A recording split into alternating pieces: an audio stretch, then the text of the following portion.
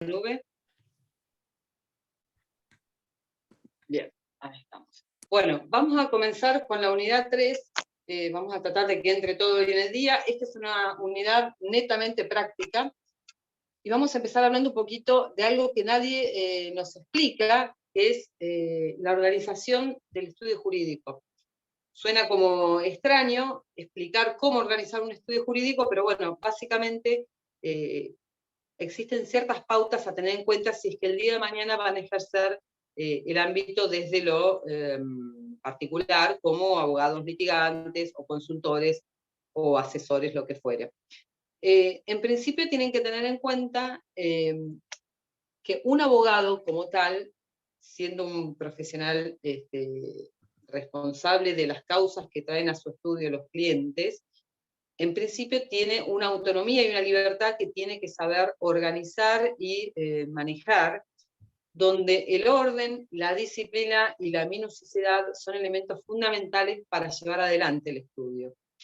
¿Por qué digo esto? Porque un abogado promedio con determinada cantidad de años de ejercicio tiene que gestionar individualmente en principio, luego veremos si el estudio es más grande o no, una cantidad de entre 400, 500, 800, 1000 carpetas, que son los expedientes que tienen curso, que pueden ser expedientes ya judicializados, pueden ser temas de asesoría, pueden ser temas extrajudiciales, lo que fuere. Pero estamos hablando de una cifra que supone la necesidad de un orden y prolijidad a la hora de llevar adelante el estudio.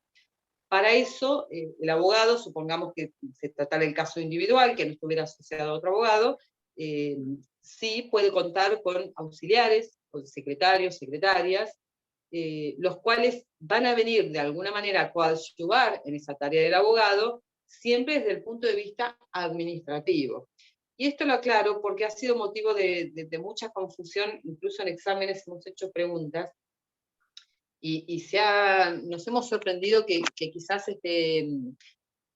algunos alumnos lo han confundido, que un abogado de repente delegue en su secretario o en su secretaria la recepción de una documentación que está viniendo el cliente y la entrega de un recibo firmado por el abogado, es una tarea normal. O sea, yo soy abogada, estoy en mi estudio, estoy atendiendo a una persona por un tema X, está viniendo otro cliente a traerme, no sé, la carta de documento que le llegó y que hay que contestar.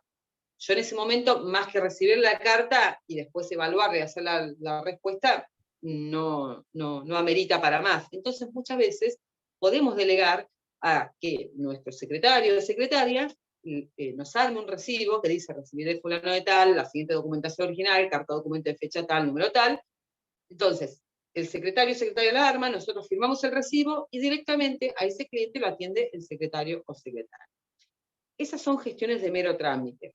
Ahora, no sería correcto que un secretario, secretaria o cualquier tipo de auxiliar en el estudio que no sea abogado ejerciera el rol profesional. Que la práctica pudiera suceder, bueno, es la responsabilidad del abogado. Yo si soy abogada y tengo, supongamos, un estudiante como pasante que está aprendiendo mi estudio, yo no lo puedo dejar respondiendo una consulta a un cliente. Yo quizás le puedo de alguna manera sugerir que investigue un tema, pero no lo puedo dejar haciendo un recurso, ¿se entiende? El rol jurídico siempre lo lleva el abogado, porque aparte tenemos responsabilidad patrimonial. Y esto sépanlo, el abogado, como cualquier profesión liberal, tiene responsabilidad patrimonial. De ahí la importancia al momento de delegar. Uno tiene que generar confianza como para formar un equipo de trabajo, que es un poco lo que vamos a ver en un ratito, sobre el tema liderazgo, pero básicamente tener esta confianza de saber que cuenta con personal a su cargo, que van a ser responsables, a los cuales uno les va a derivar, por ejemplo, supongamos, yo tengo, hago, no sé, recupero demora de una cartera de una crediticia, de una financiera. Entonces yo sé que tengo determinados deudores que vienen del 1 al 10 a pagar una cuota de convenio que han celebrado. Bueno, el secretario o secretaria o el auxiliar puede atenderlos, quizás hasta en un despacho, cobrarle las cuotas, emitir un recibo a nombre del abogado, me lo trae, yo lo firmo y cobra ese dinero. Obviamente eso es un trabajo de responsabilidad que le estamos delegando, pero no es un rol jurídico, ¿sí? Porque me está trayendo el recibo, la firma es mía, y bueno, y de alguna manera, con esta delegación, lo que logramos es que el abogado enfoque, y ahí vamos con la gestión del tiempo, que es un elemento esencial, se enfoque en su trabajo jurídico. Y de esto voy a hablar 2 minutitos para no extenderme demasiado. Ustedes tienen que aprender, por eso un poco lo que hablamos hace un rato con la cuestión de los parciales, la entrega de trabajos prácticos. Muchas veces hay alumnos que me dicen, no llego en una semana a entregar. Bueno, básicamente, en términos generales, la mayoría de los plazos procesales, en cualquier ámbito que se trate, en principio son de 5 días. Pues tenemos plazos acotados de 2 días, plazos de 24 horas, plazos mayores de 10 días, pero bueno, básicamente la mayor cantidad de plazos procesales en todos los códigos de procedimiento provinciales de la República Argentina son de 5 días hábiles. Entonces, ¿qué pasa? Uno tiene que aprender a gestionar el tiempo. Si yo hoy en la mañana en mi estudio llego y sé que tengo que contestar una carta de documento, va a venir el señor Juan Pérez a hacer una consulta que ya lo tengo citado. Tengo que contestar un recurso que me vence en el día de hoy. Tengo que preparar una demanda porque la tengo que mandar para que la vea el abogado de la contraparte, porque va a ser una demanda por mutua presentación, porque es una cuestión de puro derecho, supongamos, ¿no?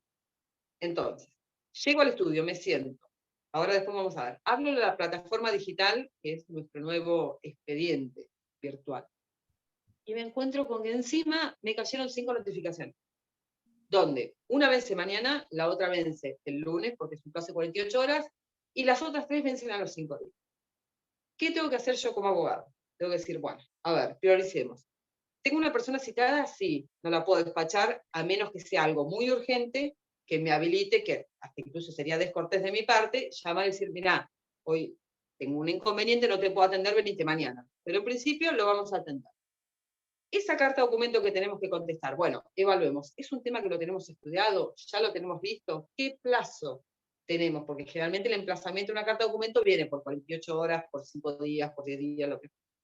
Bueno, evaluamos. Después, tengo el vencimiento de recursos, prioridad 1, hay que tenerlo terminado porque supongamos, a las 14 horas cierra el horario judicial, yo lo tengo que tener presentado, si no perdí mi posibilidad, precluyó mi derecho a presentar. ¿Y qué pasa con estas notificaciones? Bueno, toda esta tarea de optimizar significa, no es un tema de desmerecer un tema por el otro, sino de evaluar las capacidades de uno como abogado. Si es un tema novedoso del cual no estoy al tanto y tengo que estudiar, actualizarme porque quizás sé que hubo una reforma o porque acaba de salir un fallo reciente que modificó el criterio, bueno, ese lo vamos a dejar, en la medida que no vence el día de hoy, para el día de mañana con un cartel así grandote que diga evaluar, investigar, lo que fuera. Si es algo inmediato y ya lo tenemos medio en la cabeza, bueno, lo contestamos. Un traslado de un tema que uno ya conoce no nos puede llevar más de media hora contestar. Pero este tema de gestión de tiempo es algo que muchos abogados y con muchos años de ejercicio aún no saben manejar. Insisto con esto, hay que aprender a gestionar el tiempo. ¿Por qué? Porque todo lleva a lo mismo. Tenemos responsabilidad patrimonial. Si se nos vence un plazo y se nos puede vencer a cualquiera, a todos nos ha pasado, a todos, la responsabilidad es nuestra exclusivamente y con nuestro patrimonio respondemos frente al cliente. Y esto me lleva al tema de la agenda. Es prioritario manejar una agenda. Sea que la maneje un auxiliar o un secretario o secretaria, sea que la manejemos nosotros. Yo, por ejemplo, tengo una política particular. En mi ejercicio profesional yo llevo 2 agendas. Todavía llevo agenda en papel, como las viejas épocas, porque necesito visualizar. Yo llego a mi escritorio, abro y veo la semanal, veo qué tengo, veo cosas con rojo, visualizo. Yo. Y después la agenda virtual, cargado en el soporte que utilicemos, el sistema digital que ahora vamos a ver, que hay varios sistemas para gestionar. ¿Sí? Hay sistemas de gestión para llevar adelante los procesos. Son plataformas, así como ustedes tienen el aula virtual, bueno, hay plataformas digitales donde cargamos todos los contenidos y llevamos los expedientes. También utilizamos esa agenda. Hay otros abogados que utilizan agendas, por ejemplo, con recordatorios en los teléfonos. Ahí me está diciendo algo, Carlos, ¿qué me estás diciendo? Una aplicación, se llama Trello, es muy buena.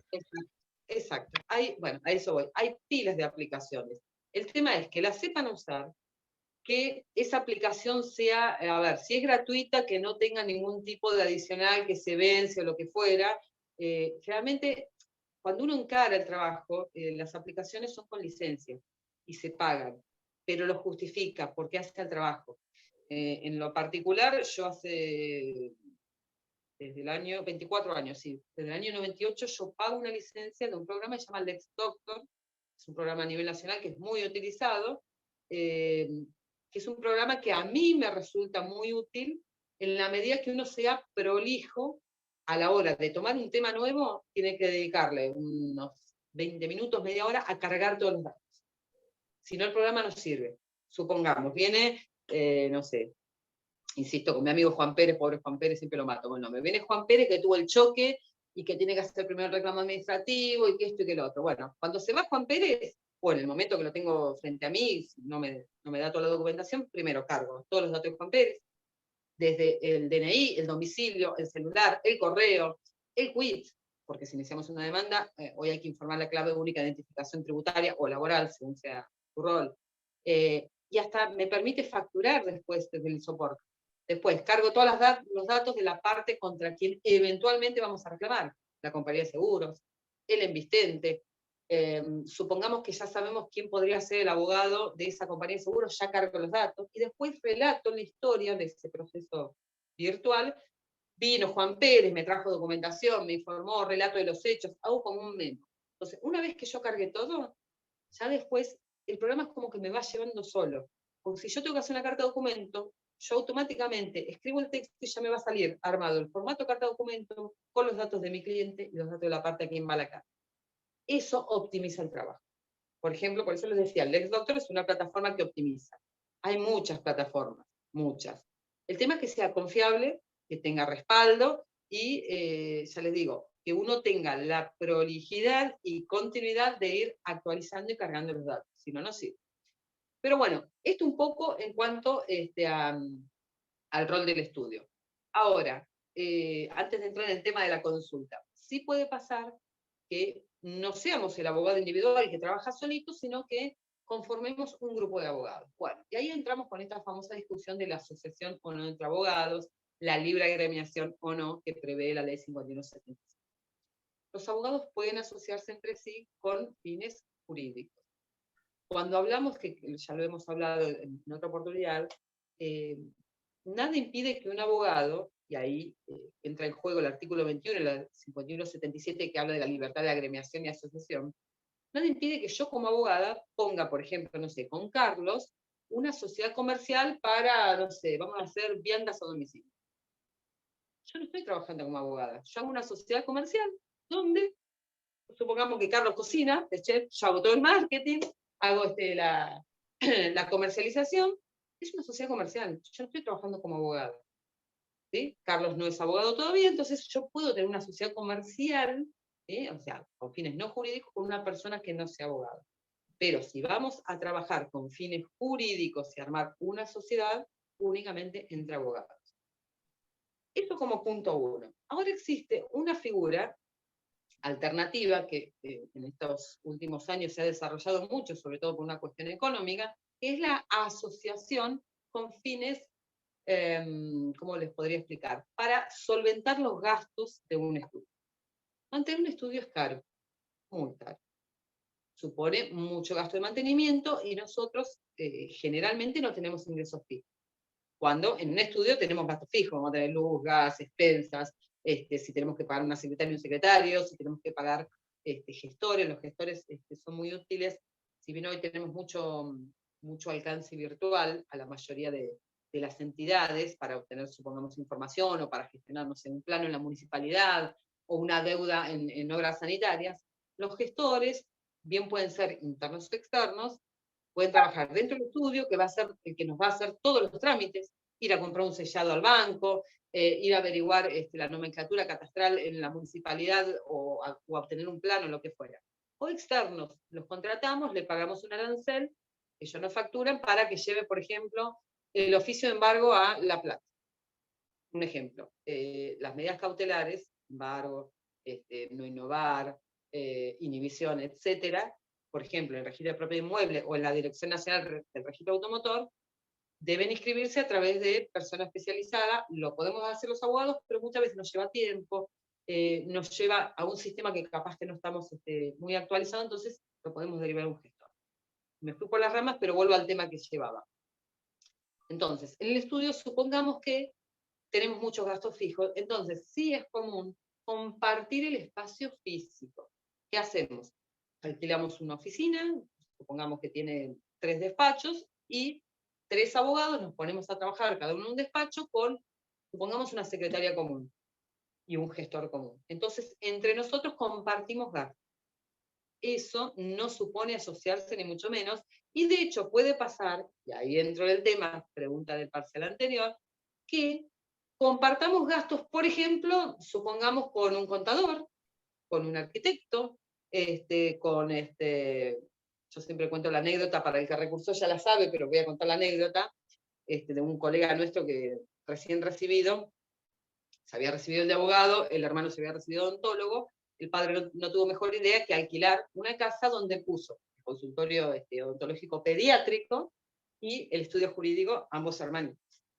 Y lo cuento como anécdota porque tiene que ver con el rol del abogado y ubicarse un poco en la profesión y la dignidad que merece el rol de abogado como tal. Siempre la anécdota era, estaban los clientes del abogado esperando en la sala de espera y escuchaban a los chicos gritando por el torno. Y era como una situación muy bizarra. A ver, el abogado recibe gente que va con un problema, con un conflicto. Entonces hay que darle un marco adecuado. Si es la única opción que tenemos, asociarnos, no sé, insisto, con un odontólogo, con un médico, que de repente va gente con problemas de salud o lo que fuera, que no sería acorde al ambiente, evitémoslo. Generalmente los estudios se comparten con profesiones afines, insisto, o entre abogados o con contadores, con agrimensores, con arquitectos, con ingenieros, profesiones afines, que incluso nos permiten, de alguna manera, ese cierto aspecto colaborativo para la consulta, porque muchas veces tenemos algún tema, sobre todo, por ejemplo, en lo contable. Supongamos que tenemos un tema de una quiebra, y nos presenta el síndico en la quiebra, nos hace un informe de un proyecto de distribución con un tema de un balance. Y yo no soy contadora, entonces de repente es pasar al despacho a hablar y decir, che, fulano, esto es así, ¿no? Permite esa colaboración que está bueno en el trabajo. Y nos lleva un poco a lo del equipo interdisciplinario, o sea, hoy, que es muy común plantear esto del equipo interdisciplinario, que ya en este caso sería trabajando en conjunto con un objetivo, ¿sí? Pero, insisto, la asociación estaría permitida con otras profesiones en la medida que sea un equipo interdisciplinario y previamente comunicado al colegio de abogados. Si no, simplemente sería compartir gastos. Y antes de hablar abogados asociados, hablamos de los medios de comunicación, también se me olvidó algo. Sí, antes de pasar a la consulta. En cuanto a los medios digitales, agenda y las vías de comunicación en general, ya, bueno, un poco se ha perdido el tema de la comunicación telefónica por lo que denominamos líneas fijas. Eso como que cayó un poco en desuso, y está muy a la orden del día esta comunicación por correos electrónicos o el bendito WhatsApp. A ver, somos abogados, no tenemos que perder el eje. Una consulta no se responde por WhatsApp, no se responde por correo electrónico, a menos que el cliente esté impedido o sea una consulta de asesoramiento donde se requiere un informe, que sí lo podemos mandar electrónicamente a través de un correo. Tratemos de evitar, que ustedes ya lo van a padecer y se van a acordar de nosotras con este comentario que voy a hacer, el famoso, che, tengo una consultita por WhatsApp. ¿Por qué? Porque desmerece la profesión, porque uno, a ver, la consulta es arancelada. Nosotros tenemos una ley arancelaria, cada provincia tiene una ley arancelaria que específicamente estipula que la consulta del abogado debe ser arancelada, con lo cual amerita que sea evacuada en debida forma, no por WhatsApp, no por correo, ¿sí? El correo sí lo podemos usar como vía de comunicación, sea con la parte, sea con la contraparte, en una previa de negociación, sea ya en juicio, en pos de un acuerdo, o para coordinar supongamos, algún tipo de prueba común, hay un reconocimiento judicial, se coordina el horario con el juzgado, bueno, eso sí. Y tengan presente también, que no es un dato menor, que el tema que utilicemos medios digitales no resta importancia a el envío de documentación. Sí, el arancel Agustina está estipulado. En provincia de Buenos Aires, la consulta verbal es un ius arancelario, que es el 1% del sueldo del juez de primera instancia, que hoy, noviembre, porque ahora aumenta en diciembre, está en 5.787 pesos, y la consulta escrita está arancelada en 2 ius, es el doble. ¿Sí? Luego está, y ahí vienen nuestros comentarios con la doctora Medvecin, que ya lo comentamos todas las cursadas, está en 1, evaluar si efectivamente le cobra el 100% del arancel al cliente o no, o incluso si lo cobra. Nosotros ahora vamos a contar anécdotas graciosas, pero muchas veces hay gente, y esto por experiencia les digo, la gente que más necesita la consulta generalmente no puede abonarla, pero intenta cancelarla de alguna manera. Entonces, está bueno darle la oportunidad a esa persona que cancele la consulta de la manera que le sea factible y que a nosotros nos sirva. Y ahí cuento la anécdota que cuenta todas las cursadas. La doctora me iba a contar que tiene muy lindas anécdotas de consultas pagadas en especie. Una vez llego a mi oficina, estaciono mi auto y viene el muchacho que cuida los autos, llamado Trapito, y viene y me dice, doctora, le tengo que hacer una consulta, tengo un tema. Claro, me empieza a hablar como en la calle. Entonces le digo, mira, Gabriel, si te parece bien, yo ahora tengo una persona esperando, subite en media hora y lo charlamos. Entonces vino todo humilde, se sentó, me planteó la consulta, era un tema jurídico, lo resolvimos, y claro, veo que cuando yo termino, que es algo que la gente más humilde suele hacerlo, y la gente que más humilde sostiene no, es decirme, ¿qué le debo, doctora? Y esto lo van a vivir ustedes en propia piel, que generalmente el que más tiene no le va a decir nada y se va a parar y uno le va a tener que correr para cobrar la consulta, pero bueno, esto tiene que ver con un tema de moral en cada persona. Eso es para mí, Agustina. Entonces, este muchacho automáticamente empieza a sacar de los bolsillos todos los rollitos de plata, que eran todas las propinas del día, para pagar. Yo, obviamente, conociendo su situación, lo freno, digo, no, Gabriel, no, vamos a hacer así. Él siempre, generalmente cuando yo dejo el auto, el extra, además de la propina, es lavar los autos. Y yo la verdad no tengo tiempo de llevar el auto al lavadero. Entonces le planteé, le digo, mira Gabriel, ¿te parece? Vamos a hacer así. Yo necesito que vos me laves el auto. ¿Te parece? ¿Me lavás el auto? Y ya quedamos, te pago la consulta de esa manera. Entonces él fue muy gracioso, como me dice, no, por lo menos 5 lavados. Pero no, 5 lavados es mucho. Bueno, 3 lavados. Listo. Y él fue realmente, fue un momento lindo. ¿Por qué? Porque él se sentía que yo le había valorado su trabajo y él se sentía útil. Y me lavó el auto y me lo dejó impecable. Y 3 veces yo fui y las 3 veces el auto estaba impecable. Y yo no fui a pagar al lavadero. Él se sintió satisfecho y logramos el objetivo ambos. Ahora, la doctora me decía, le doy la palabra, tiene que contar un par de anécdotas importantes de casos similares. Sí, yo tengo una duda, porque yo me quedé tildada con lo de la asociación, discúlpenme, pero yo quisiera saber, cuando los abogados se asocian, ¿respetan algo de personas jurídicas del Código Civil? ¿Encuadran en algún modo en ese...? Depende de la forma asociativa que adopten, puede ser una sociedad de hecho.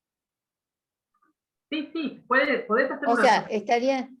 Dentro de las que estipula la ley de sociedades comerciales, o sea, los 2 abogados que integran la sociedad generan una nueva persona jurídica que sería esa sociedad de abogados.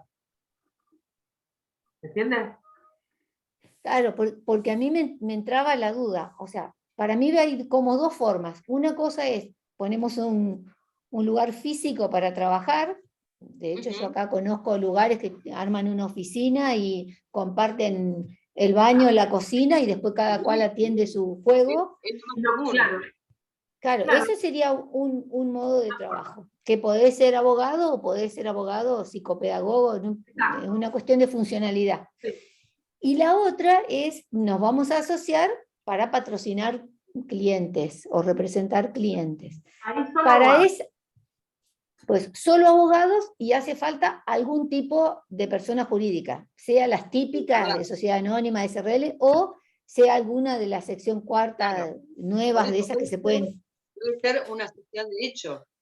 Claro. estará regulada por la ley de sociedades, que de hecho regula la sociedad, este tipo de sociedad de hecho, pero puede ser, generalmente, o sea, estamos hablando ya de estudios muy grandes, generalmente son sociedades de hecho a nivel local, ya a nivel, pongamos, claro, por ejemplo, en las capitales de provincia y en Capital Federal ya hay mega estudios que están bajo forma de sociedad anónima, incluso con balances, con toda la situación, auditados, toda la historia.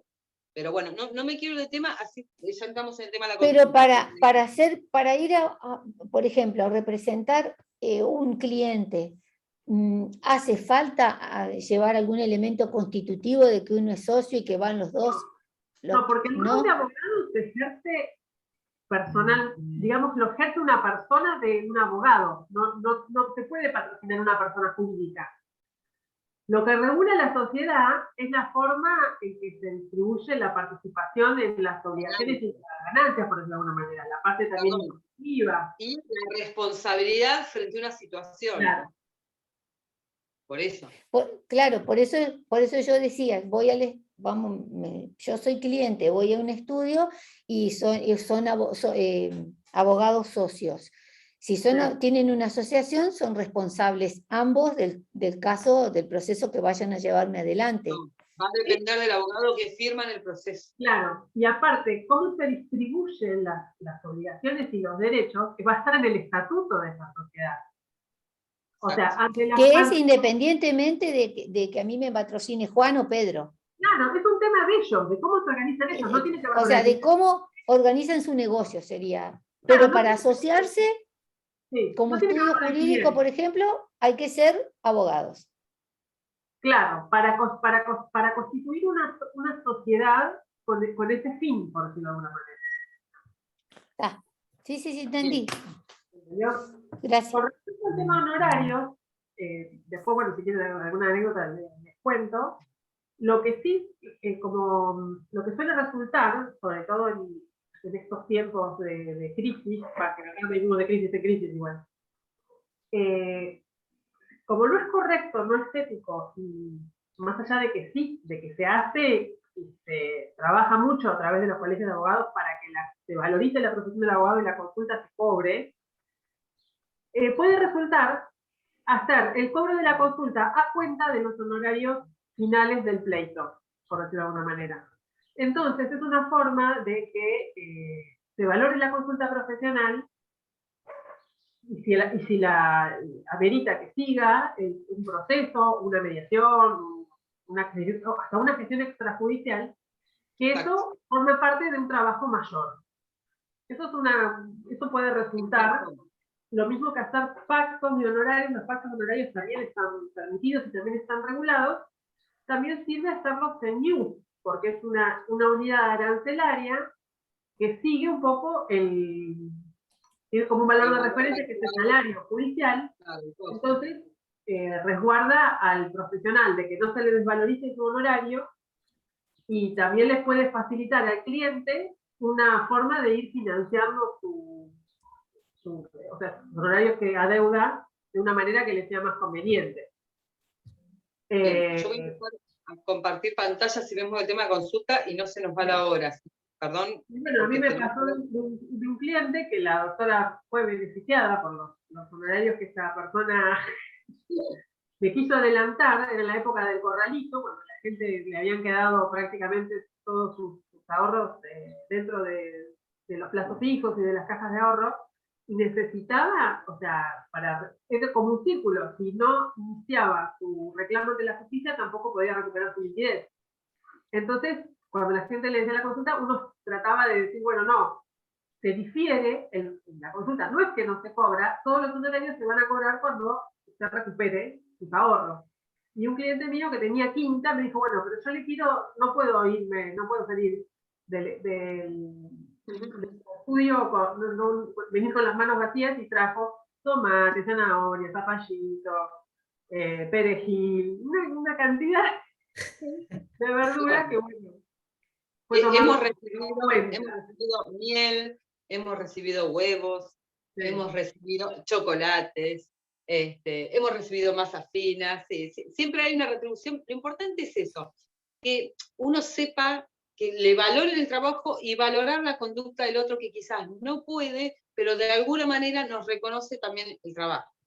Un tema, para que vean que no es todo blanco y negro, y ya con esto pasamos al otro punto, Sí. que suele generar debate, es cuando, por ejemplo, en una asociación civil sin fin de lucro, en una asociación de fomento, en una sede barrial, se pone consulta jurídica sin cargo tal día de tal hora a tal hora.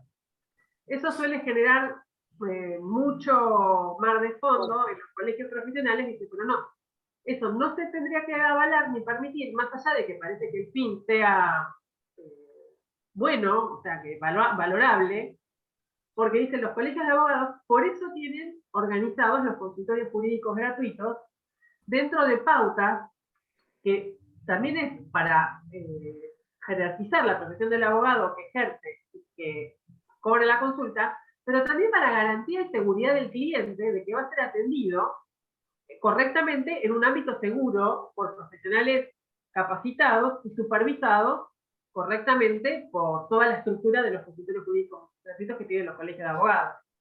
Pero bueno, se los tiro porque es un tema que también suele dar lugar a debate. Vamos a entrar en el tema de cómo evacuar una consulta. No sé por qué me sale esta pantalla acá, dice alejar la ventana compartida.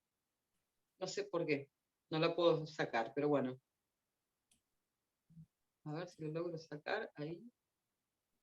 Bueno, no sé si se llega a leer justo porque me tapa la pantalla. Cortito y conciso.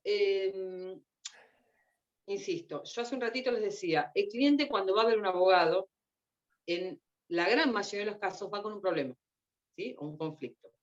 Entonces, requiere de parte del abogado una postura adecuada y correlativa a una situación de conflicto.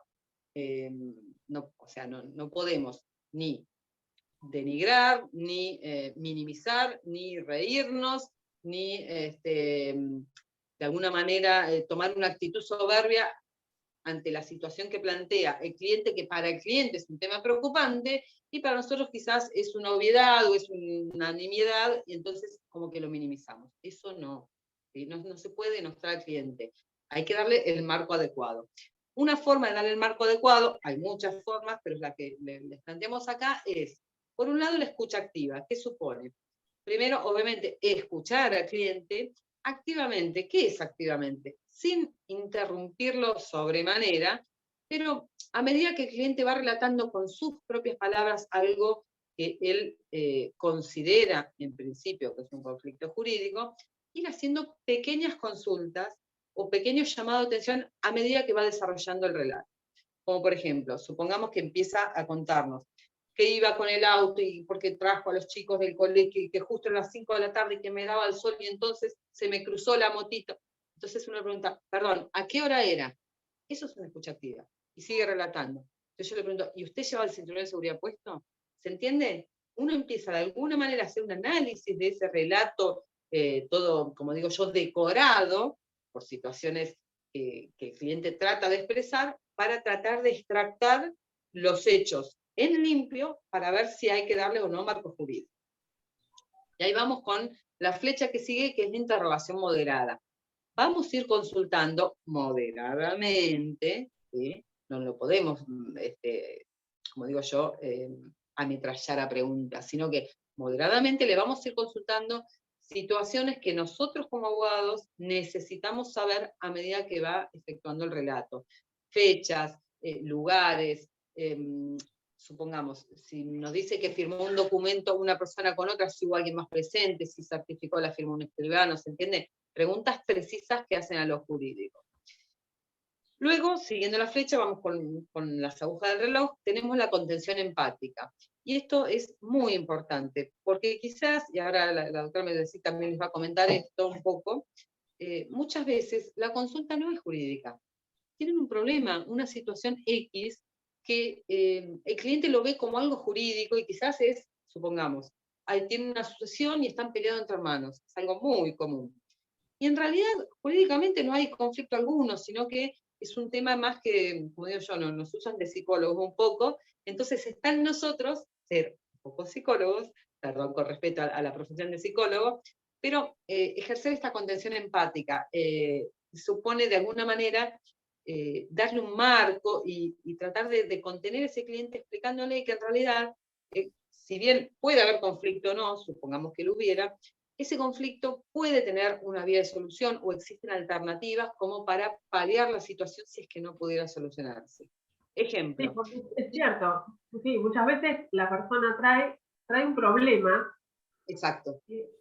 Quizás el único espacio que él consiguió o le pareció adecuado es nuestro estudio o plantearlo ante un tribunal. Muchas veces hasta llegan estas cuestiones ante un tribunal y el fondo de la cuestión quizás no es jurídico, sino que es un medio para que esta persona encontró para resolver un conflicto que puede llegar a ser de familia, de vecindad, de amistad en una sociedad suelta, y que Sí, por ahí laboral. y no encontró, en las cuestiones de familia a veces suele pasar, que se demandan cosas, y se reclaman cosas en un contexto jurídico que quizás con una buena terapia parental también se hubieran resuelto, sin necesidad de ir y usar, a veces se nota que se usa la consejera de familia como una terapeuta ante el cual se pasan todos los reclamos. O mismo también pasa en cuestiones entre hermanos o de familia o de sociedades familiares que les falta reclamarse el RASTI que les quitó cuando tenía 10 años. O sea, y uno se da cuenta que claramente no hay un conflicto jurídico y quizás se usa el litigio para dirimir otras cuestiones. Entonces, eso es muy común. Sin decirle, no, la verdad que vos acá no tenés ningún problema, se lo puede asesorar para evitar conflictos futuros y sugerirles que por ahí lo pueden llegar a resolver en otro ámbito. A veces el consejo es acatado y otras veces no, y quieren pelearse en tribunales igual.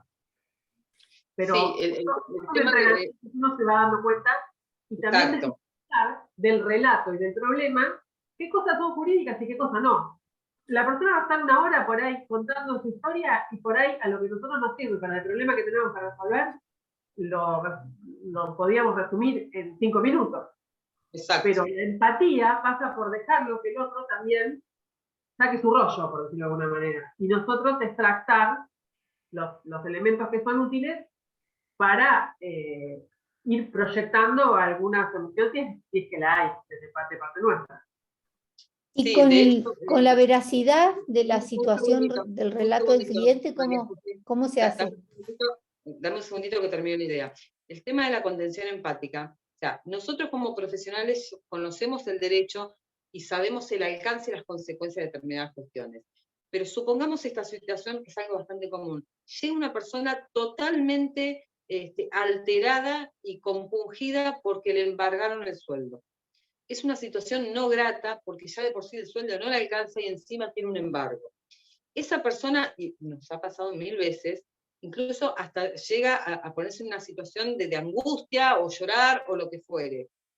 Si bien somos abogados, eso no supone estar en un pedestal o en un nivel distinto de nadie, porque somos todos iguales, pero justamente la contención está en saber que quizás jurídicamente ese embargo, nosotros sabemos que, doy un ejemplo, esta persona, vamos a decir un número, cobra 60.000 pesos por mes y dice que la otra parte, vaya a saber por qué conflicto, le va a embargar el sueldo. En realidad, nosotros sabemos que en la medida que no supere el salario mínimo vital y móvil, no le van a poder embargar, y si lo supera una sola vez, le van a poder embargar únicamente el 10%, y si lo supera 2 veces, el 20%, y así sucesivamente. O sea que, en definitiva, ese conflicto que él tiene ante la palabra embargo de sueldo, que para él es el cuco, nosotros sabemos que, como mucho, supongamos, si fueran 60.000 pesos, en principio es inembargable, y si cobrara un poco más, le embargarían como mucho 3.000-4.000 pesos, que tampoco es una cosa, una cifra sideral frente a un ingreso de, supongamos, 120.000 pesos. Pero todo esto que nosotros sabemos porque somos abogados, no se lo podemos, digamos, tirar en la cara, como se dice vulgarmente, al cliente. Al contrario, tenemos que contenerlo empáticamente, explicarle y decirle que esto se puede resolver.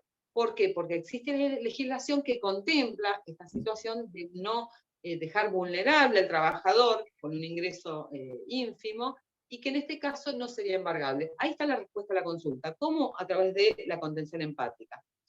Lo mismo, y antes que me vaya de tema, y ahora te respondo María José, es un dato muy importante porque voy a terminar las agujas del reloj con lo que se llama anamnesis. Anamnesis es un término médico, que es la labor que hacen los médicos cuando emiten un diagnóstico. Bueno, nosotros tenemos que hacer una anamnesis. Habiendo escuchado activamente al cliente, habiendo efectuado una interrogación moderada, habiéndolo contenido empáticamente, tenemos que sacar nuestras conclusiones de si es un caso jurídico o no, siendo un caso jurídico, cuál sería en principio la resolución o las pautas a adoptar o los pasos a seguir. Y no está mal, y esto siempre lo digo, no está mal, ante la duda, plantearle al cliente, decir, déjame estudiarlo y te contesto mañana, o te contesto la semana que viene o lo que fuera.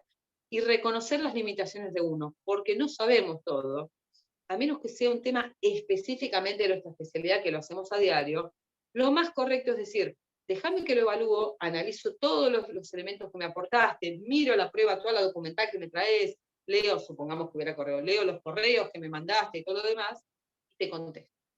Eso es hacer un buen trabajo como abogado. Y cuando me refiero también a anamnesis, es un trabajo que supone un análisis mental de nuestra parte. ¿Por qué?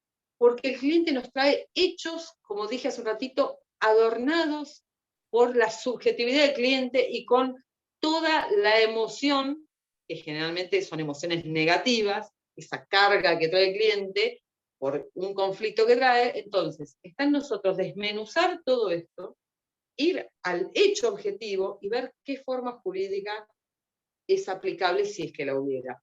Y les cuento el ejemplo porque, para que dimensionen cómo se evalúa esto.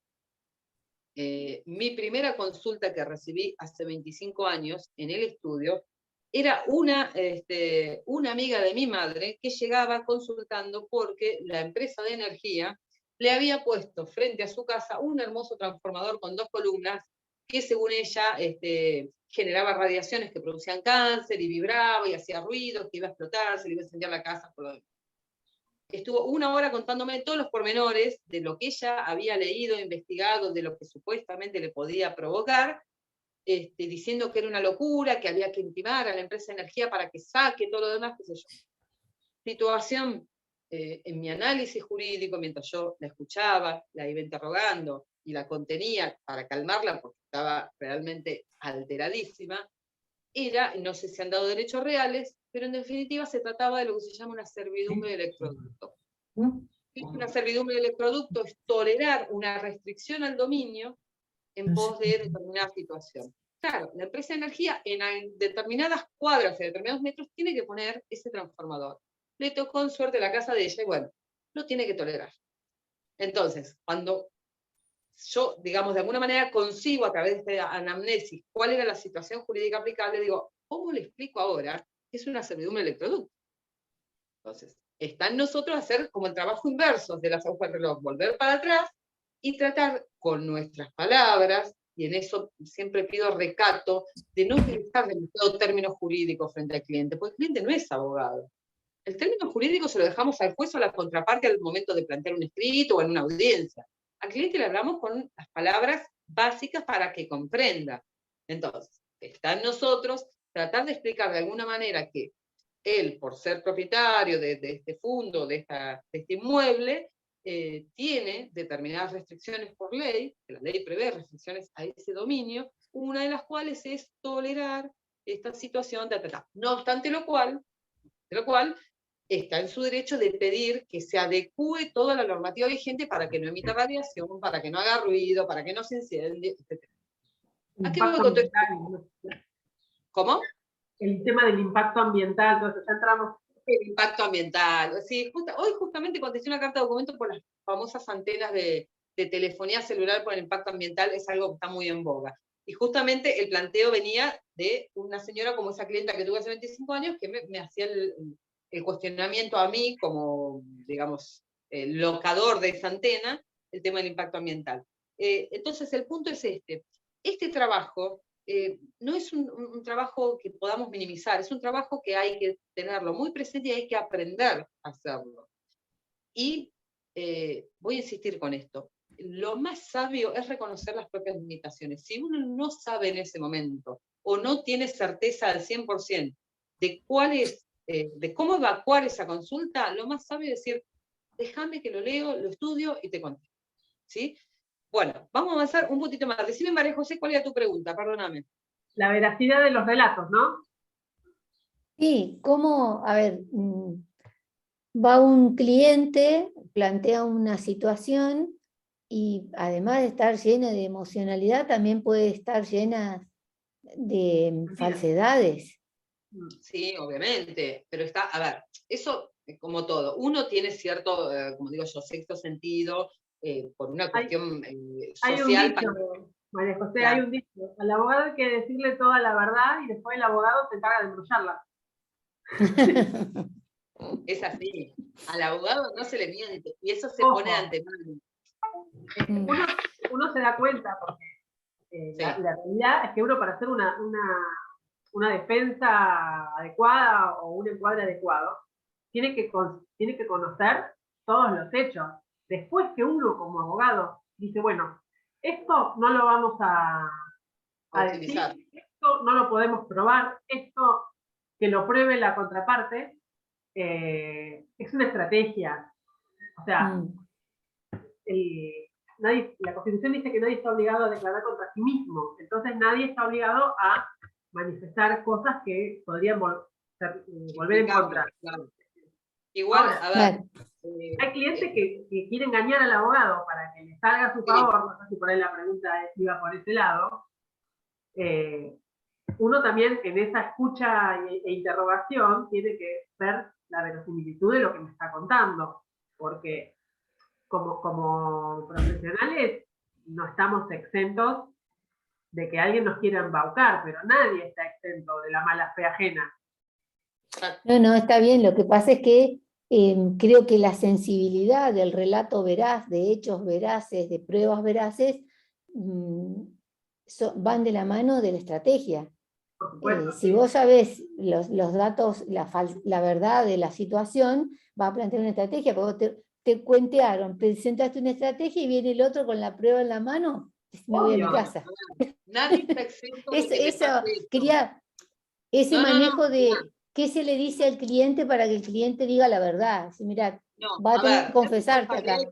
El punto es, por eso, a ver, cuando son situaciones de hecho que uno, por experiencia uno se va dando cuenta, muchas veces hay situaciones dudosas, ¿sí? Y uno se da cuenta. Entonces, ante la duda, yo, por ejemplo, los temas que eventualmente me generan dudas, trato de no tomarlos. Si lo tengo que tomar por una cuestión fuera la que fuera, bueno, está bien, lo tomo, pero ¿qué hago? Al momento de hacer la demanda o de contestar la carta de documento, lo que fuera, que firme el cliente, con lo cual se hace cargo de sus dichos. Yo simplemente lo patrocino, ¿sí? No tomo el rol de apoderado. Si tomara el rol de apoderado, le haría firmar previamente un relato de los hechos donde él manifiesta, ¿sí? Entonces me cubro yo como profesional.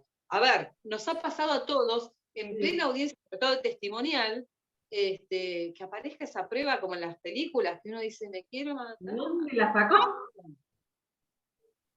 Pasa, pero bueno, igual insisto con esto, quizás depende de la sensibilidad que pudiera tener uno con la gente o no, pero es como todo, uno en la vida medianamente, o sea, se puede llevar malas experiencias y sorprenderse, pero uno medianamente se da cuenta de qué tipo de persona es, si es honesta o no. Yo siempre recomiendo que si uno ve que la persona no es del todo honesta y se nota por el rol que lleva en su actividad o por la forma de proceder en la vida, bueno, yo ese tipo de personas no los tomo como clientes, porque prefiero tener un caso menos pero dormir tranquila. Y, hablando mal y pronto, no comerme esta situación de que me enganchen en una prueba en medio juicio donde me tira por tierra todo lo que vengo planteando. Pero bueno, seguimos un poquito más adelante, pues si nos va la hora no vamos a llegar, presentamos. Juana tiene la mano levantada. ¿Quién tiene la mano levantada? Juana. Juana, te escucho, Juana. No se escucha. Buenas tardes, profe. Hacerle solo una acotación respecto de esto de la veracidad del cliente. Yo soy investigador de siniestros, así que bueno, eventualmente uno tiene que identificar los hechos y es cierto que se adorna todo, pero bueno. Sí, total. Se va saliendo, la verdad va saliendo en la medida que va del relato. Exacto. Claro. Exacto, tal cual. Bueno, esto se lo cito como referencia, ya a nivel profesional entre abogados, existen reglas de cortesía que hacen un poco a la ética, lo que venimos hablando de ética. Tengan presente esto, los abogados como tales, ya ejerciendo la profesión liberal, no tenemos vacaciones, no tenemos salario, no tenemos día libre, no tenemos carpeta médica, no tenemos nada. Entonces puede pasar determinadas situaciones, entonces está bueno que entre abogados, más, como bien lo indican normas éticas, que haya fraternidad. No digo que seamos todos amigos y vamos todos a comer un asado, pero a ver, cierta fraternidad y cierto respeto mutuo ante determinadas situaciones. Por ejemplo, una regla de cortesía, esto no es que sea una ley que esté tipificado normativamente, son reglas que en la práctica forense tratamos todos los abogados de aplicarlas. Una es no involucrar al letrado contrario en el pleito. Si yo tengo un juicio, supongamos que nos puede pasar que yo esté enfrentada a la doctora Medvecig en un tema. Si bien Dios no nosotros, lo permita, Dios no lo permita. no lo permita, por favor, nos sacaríamos los pelos, pero bueno. Pero supongamos, puede pasar. De hecho, sí, casi nos pasó con un tema. Casi nos pasó hace un tiempo con una señora clienta. ¿Qué pasa? Puede pasar esa situación, pero tengan presente, el problema es de los clientes, no nuestros. Nosotros trabajamos en pos de ese conflicto, resolviéndolo o lo que fuera. Entonces, tomar al letrado de la contraparte como el enemigo o como el contrario no es lo correcto. No obstante lo cual, muchas veces, muchos abogados llegan, como digo yo, a ponerse la camiseta de tal manera que se confunden ellos mismos porque adoptan el rol del cliente. Todo tiene un límite, como digo yo, se aprende con los años, pero yo llego a mi casa y las carpetas del estudio se quedan en el estudio. En mi casa soy yo, soy Eva en mi casa. En el estudio soy la abogada Abraham. Acá en mi caso soy Eva. Y trato de dejar aparte. Y si, por ejemplo, como pasa, sobre todo en ciudades más chicas, que uno, no sé, salió a cenar y en la mesa al lado está la abogada contraria, primero que no vamos a hablar de juicio, no corresponde. Y segundo, que nada quita, hola, ¿qué tal? ¿Cómo te va? ¿Tus cosas bien? Vamos, separemos tanto. Después, Te hago contestación inmediata. una llamada. En el derecho anglosajón, eso es muy gráfico porque entro al estrado y me pongo la toga. Me pongo la toga, me pongo la peluca, acá estoy. Exacto. Es mi Como abogado. rol. Me voy, me dejo la toga, me dejo la peluca, me saco y soy un ciudadano común. Está perfecto, porque es una forma de cortar y de asumir rol de abogado en el marco de un juicio. ¿Fuera el marco del juicio? Nada. Es más, en el marco del juicio, a nosotros incluso nos pasa, estamos supongamos, en una audiencia, una mediación, generalmente, más allá de las cortesías que hubiera lugar o no, pero estando los clientes presentes de ambas partes, al abogado se lo trata de usted, o sea, salvo que hubiera cierta confianza, pero bueno, con cierta formalidad. Que después nos encontramos, como me puede pasar en el gimnasio, que me encuentre con una abogada que estuvo hoy a la mañana en la mediación, hola, ¿qué tal? ¿Cómo te va? Le doy un beso y seguimos charlando. Son dos cosas distintas, estamos en dos ámbitos, no estamos trabajando, separamos. Pero bueno, contestación inmediata, llamadas y correos. Muchas veces hay muchos abogados que se suben, como digo yo, a un pedestal y de alguna manera tienen cierta intolerancia por la ansiedad del cliente lógica, que llama, y quiere saber cómo va el juicio y manda correos. A ver, contestar hay que contestar. Podemos poner un tope explicándole que cuando tengamos novedades le vamos a avisar, todo demás, pero siempre contestemos. Es como ser descortés, no contestar el requerimiento del cliente. Más allá que el cliente puede ponerse intenso, sí, se pone intenso. ¿Por qué? Porque tiene un problema, hay que comprenderlo. Como digo yo, hay que ponerse en el lugar del otro. Si uno tuviera ese problema y desconoce cómo va a avanzar, nosotros porque conocemos el proceso y sabemos medianamente cómo van a desarrollarse los hechos. Pero el que desconoce tiene esa ansiedad y nos va a mandar 40 mensajes, nos va a llamar 50 veces. Bueno, contestemos. Comunicación al letrado contrario al cese de la negociación. Esto es un tema de absoluta cortesía. Si de repente supongamos que estamos con la doctora Medvecig negociando un tema, yo tengo un cliente, ella tiene al cliente contrario. Y de repente ya se agotó la situación y mi cliente me dice, no, mete la demanda porque no llegamos a buen puerto, la oferta que me hace no me sirve, yo quiero ir a juicio.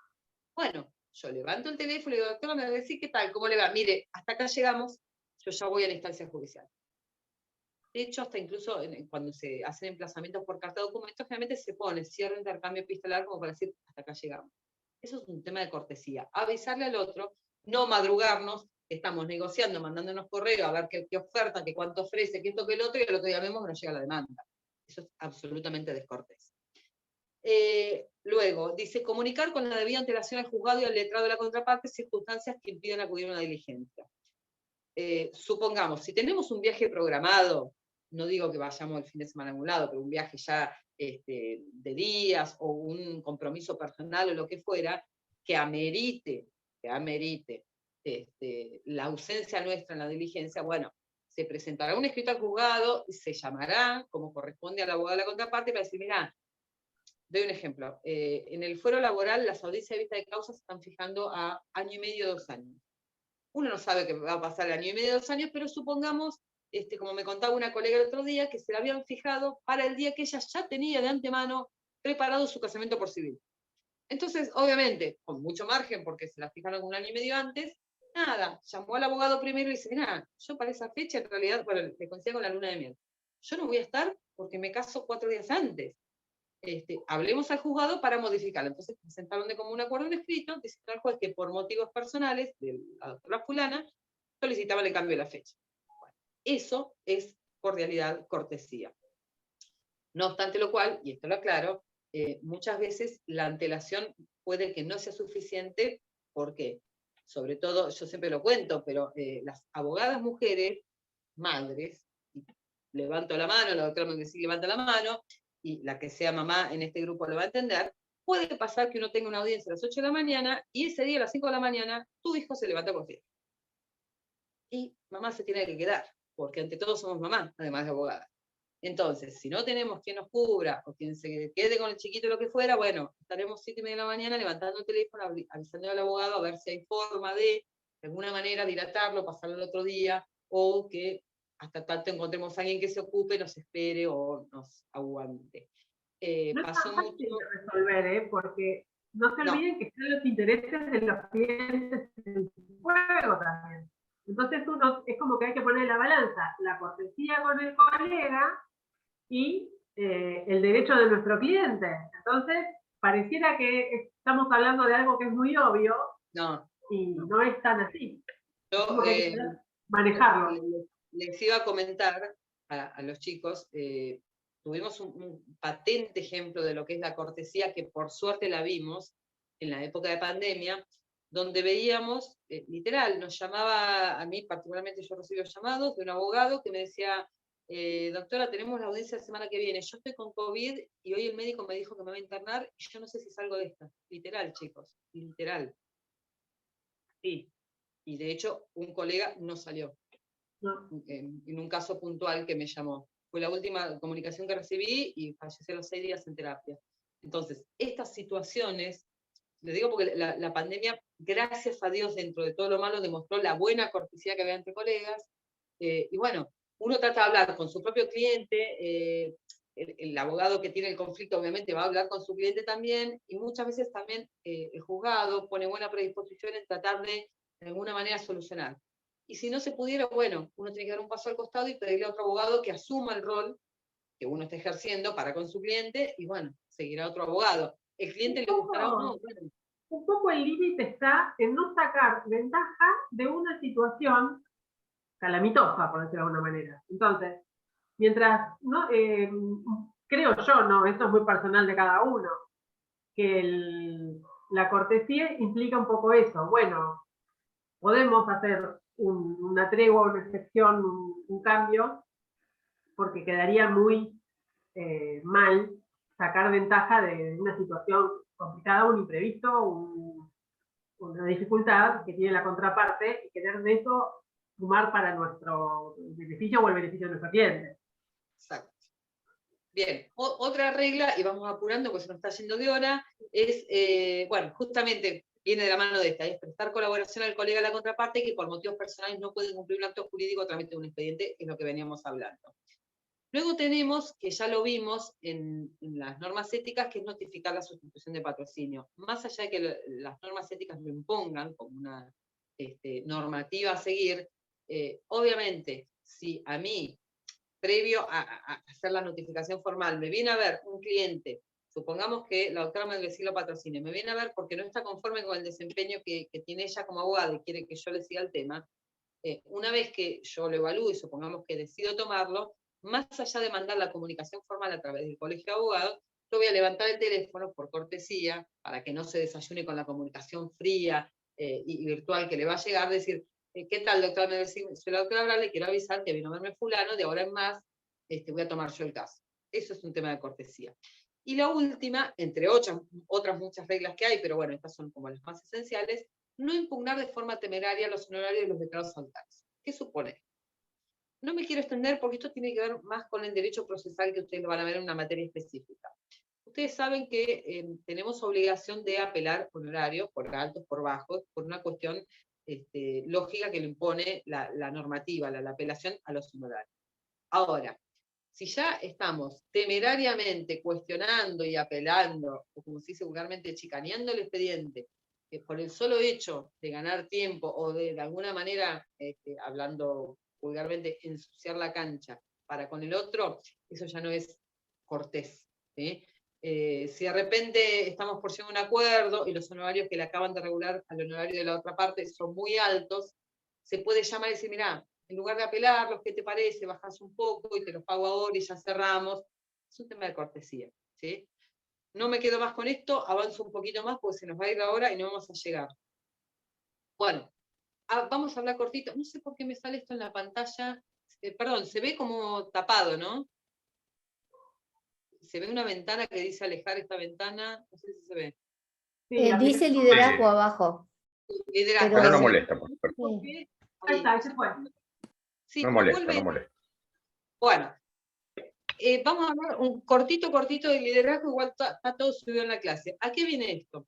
Viene a colación de lo que hablamos del estudio, según cómo uno lo conforme, bien sea un abogado individual que trabaja con, no sé, un auxiliar, una secretaria y un gestor, o bien sea que hay varios abogados asociados o socios, según la forma que se adopte. Está muy en boga el tema del liderazgo, sobre todo en estudios grandes, donde el objetivo es de alguna manera que todos en común desarrollemos el objetivo que tiene el estudio, digamos, a largo plazo como meta en cuanto a el trabajo que desarrolla. ¿A qué me refiero? Supongamos que hay muchos estudios jurídicos dedicados al tema, ahí la tengo a Juana que va a saber, a daños y perjuicios. ¿Sí?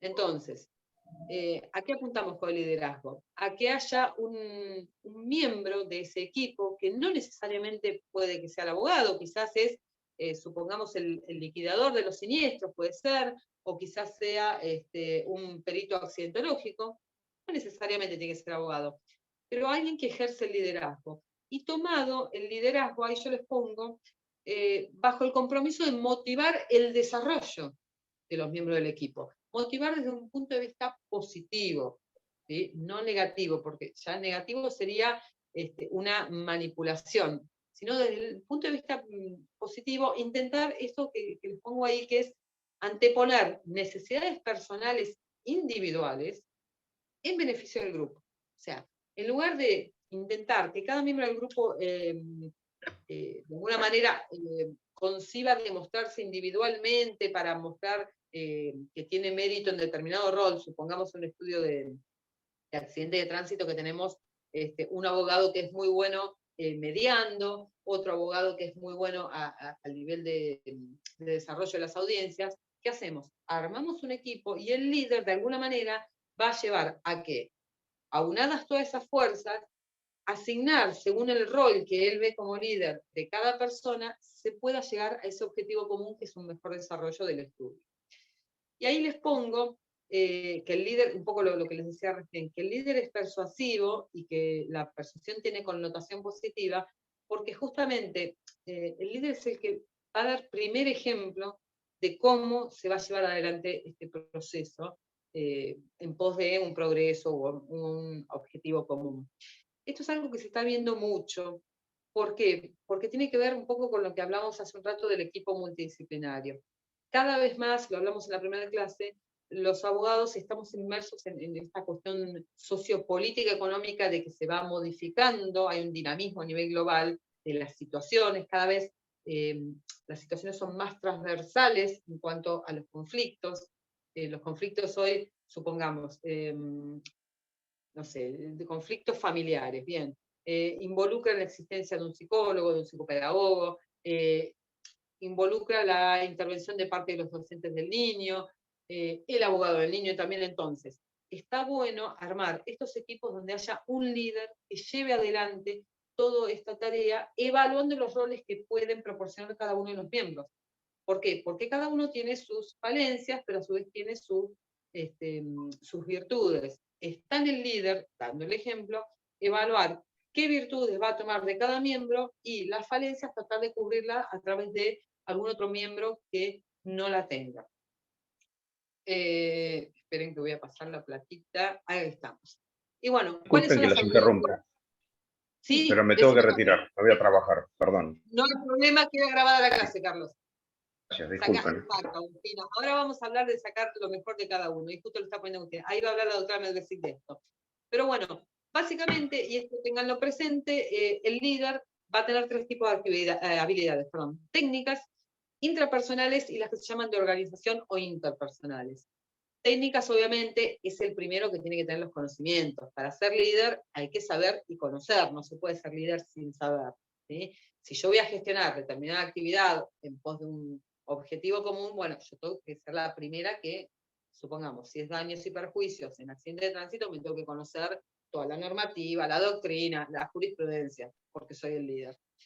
A su vez, El jefe sí puede no saber, distinto es el líder al jefe. ahí vamos, a eso No saben, claro, ese es el punto. Una cosa es el jefe y otra cosa es el líder. Yo siempre hago un ejemplo muy futbolero, muy futbolero. En su momento, supongamos, Mundial de Brasil, que fue un claro ejemplo, quizás Messi era el capitán del equipo, el jefe, pero el líder era Mascherano. Y lo cuento como anécdota de fútbol, porque se vio en la cancha, y lo vimos todos, que en realidad el que uno sea capitán de equipo o jefe, no necesariamente va a ser líder. El líder es esa persona que tiene esas características especiales, que tiene llegada a la gente, que conoce. Ahí les pongo, justamente, tiene que tener habilidades interpersonales, control de sí mismo a nivel cognitivo y emocional.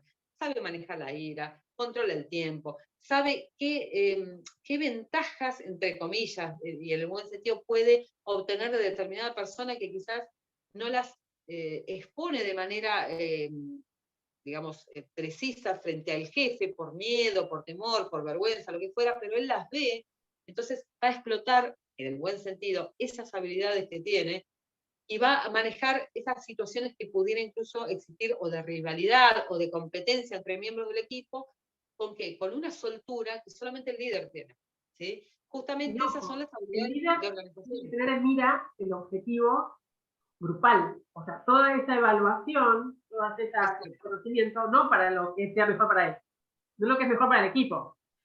Exacto. Yo ahí les pongo, fíjense que dice, cuando habla de habilidades de organización, son técnicas para dirigir el esfuerzo colectivo. Él sabe cómo lograr que todos en conjunto trabajen para lograr este objetivo. Y ahí nos vamos, y la dejo a la doctora Melvesic hablando, bueno, me iba a ir a sinergia. Bueno, hablo un segundito de matriz FODA. Dentro de este concepto de liderazgo hay un sistema que es muy utilizado, sobre todo comenzó a utilizarse en su momento en Estados Unidos y en Europa, pero sobre todo en Estados Unidos, que se implementó en pos de lograr este sistema de un mejor rendimiento o un mejor objetivo común, que es la llamada matriz FODA. No sé por qué la ventana esta me aparece acá y me impide que se vea el título, pero bueno, a ver ahí si la puedo sacar. Matriz FODA. Bien. ¿Qué es la matriz FODA? ¿La podemos hablar? Déjenme grabar. Sí, María José, después lo vemos. Igual estamos muy jugadas con la hora. La matriz FODA, básicamente, y lo voy a explicar muy cortito porque se nos está yendo el tiempo, apunta a un análisis que puede ser incluso a nivel personal, pero un análisis de las debilidades, amenazas, fortalezas y oportunidades que se plantean frente a una situación, es un acrónimo, FODA, ante un punto en común. Supongamos que el líder tiene que evaluar un tema para sacarlo adelante y así asignar tareas a su equipo. Bueno, va a hacer esta matriz FODA. ¿Qué significa? Ver dentro del equipo cuáles son las fortalezas que tiene. Supongamos que es un tema de derecho ambiental. Bueno, tenemos a fulanito, abogado que acaba de hacer una maestría en derecho ambiental. Bien, tenemos una fortaleza. ¿Cuál es la oportunidad?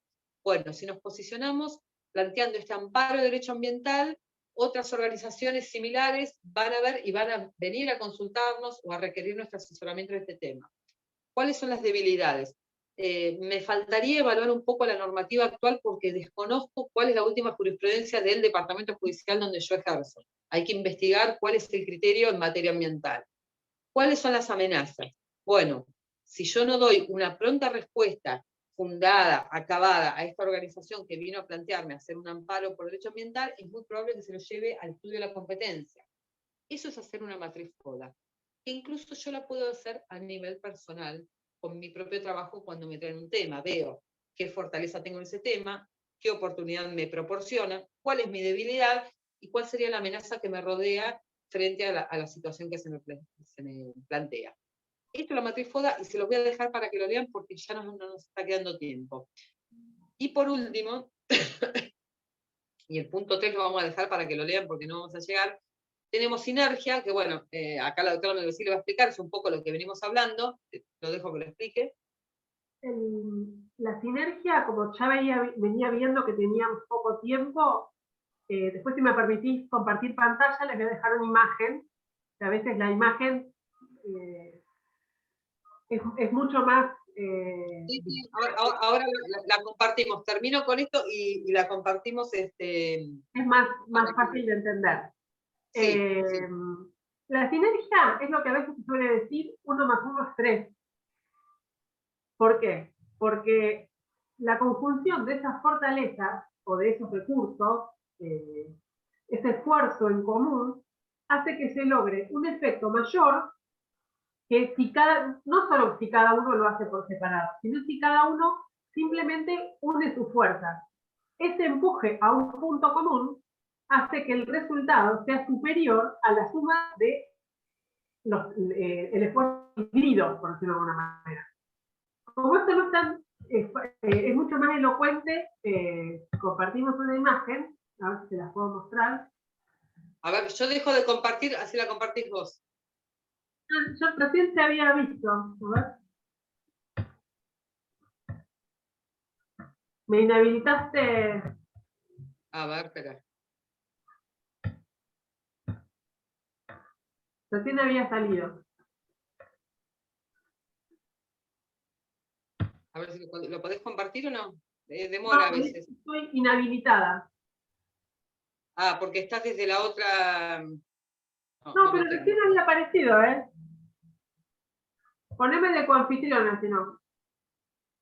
A ver, espera. No, acá volví... A ver, dame un segundito. Ahí está. A ver ahí. A ver. Sí. Bien. ¿Se ven? Ahí está, perfecto. Bueno, esta es la explicación de la sinergia. Todo el equipo, la conjunción del aporte de todo el equipo, acá podemos ver que cada uno está aportando algo diferente, hace que el resultado sea mayor al conjunto. El famoso, la suma es más que el todo es más que la suma de las partes. Exacto. Fijemos que cada uno está aportando una función diferente. El que está ahí adelante es el líder, que es el que está como guiando, pero igual está pedaleando. O sea, él tiene una función, no lleva, nosotros cada uno tiene una tarea, digamos, y el líder pedalea y guía. Y el resto aporta a cada uno algo diferente, pero en la suma es el resultado final es superior a lo que cada uno está aportando. Por eso me parece que la imagen era mucho más gráfica que la explicación. Sí, yo, por un tema de hora, a ver, no sé qué nos queda, la unidad, el punto 3 lo van a tener que leer, que es el sistema de presentaciones electrónicas. Igual ustedes están viendo el tema de, ¿tienen derecho digital o algo por el estilo? Dejamos de compartir, así pongo la otra pantalla un minuto. La unidad, el punto 3 lo vamos a tener que dejar, les queríamos de alguna manera, a ver, un segundito. Ahí voy a intentar compartir de nuevo. Ahí estoy con sinergia. Esto es lo que estamos viendo. Claro, nos queda el tema de firma electrónica y digital. Estamos muy jugados de tiempo. Ustedes ya creo que han visto alguna materia la diferencia entre firma electrónica y digital, donde firma electrónica obviamente es el género, y firma digital es la especie. Voy a hacer comentarios cortitos porque se nos corta el Zoom. Nos quedan 5 minutos. Hoy en Provincia de Buenos Aires tenemos un sistema de expediente digital con un token de seguridad, que es un dispositivo criptográfico que viene de alguna manera a ser nuestra firma. Nuestra firma electrónica, ¿sí? Insisto. Perdón, firma electrónica como género, la que emite el token, por tener un respaldo criptográfico, pasa a ser digital. Esto para que quede claro. Yo lo que le quería mostrar es, básicamente, se ve la pantalla, esto es el sistema del expediente judicial en Provincia de Buenos Aires, donde se ingresa con un certificado digital, y van a ver ahora, les quiero mostrar algunas presentaciones como para que vean cortito. Llegan las notificaciones, acá tiene un ejemplo, juzgado tal, Mar del Plata, consorcio con tal, bueno, y acá nos llega el tipo de notificación. ¿Sí?